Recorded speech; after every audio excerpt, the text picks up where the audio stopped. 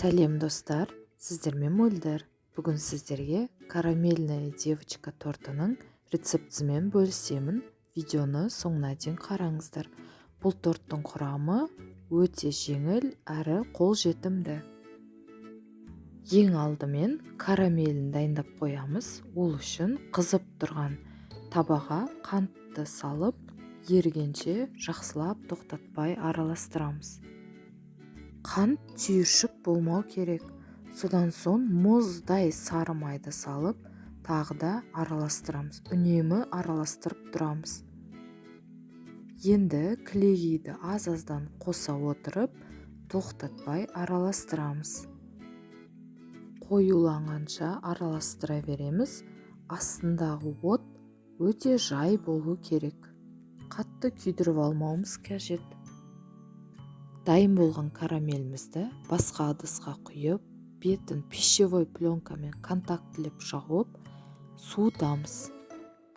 Енді корждарын дайындауға кірісейік.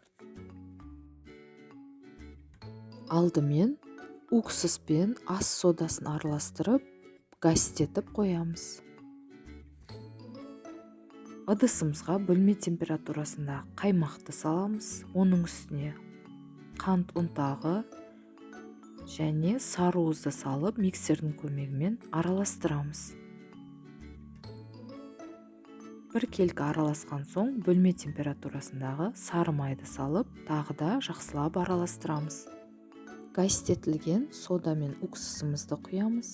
Илектен өткізілген ұнымызды салып, біркелкі жұмсақ, әдемі қамыр илейміз.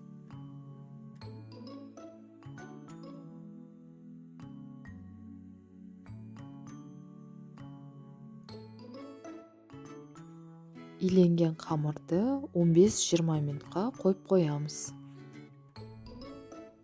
Қамырымызды 5-7 бөлікке бөліп, пергамент қағазға жайып, формасын келтіріп, менде 22 диаметрлі форма, осылай шанышқының көмегімен тесіп, пешке 5-7 минуттай пісіріп аламыз. Піскен корждарымызды толықтай суытамыз. Кремін дайындаймыз. Ыдысымызға сүзбемізді саламыз. Оның үстіне қаймақ құямыз. Сгушенканы қосып, блендердің көмегімен біркелкі масса болғанша жақсылап блендерлейміз. Кілегейлі кремнің рецептісі каналымда бар. Кілегейлі кремге сүзбелі кремді қосып, астынан үстіне қарап, силиконды күрекшенің көмегімен араластырамыз. Енді тортымызды жинаймыз. Торттың жиналуы корж, крем және карамель. Қайтадан корж, крем, карамель болып жиналады. Жиналған тортты тоңазытқышқа бір күнге қойып қоямыз. Сонда крем толықтай сіңеді. Ертесіне тортты қалауыңызша, өзіңіздің фантазияңызға қарап, әсемдей берсеңіз болады. Видео ұнады деген ойдамын.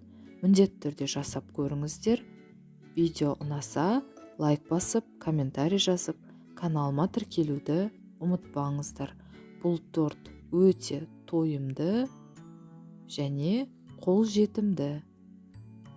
Дәмі де өте дәмді.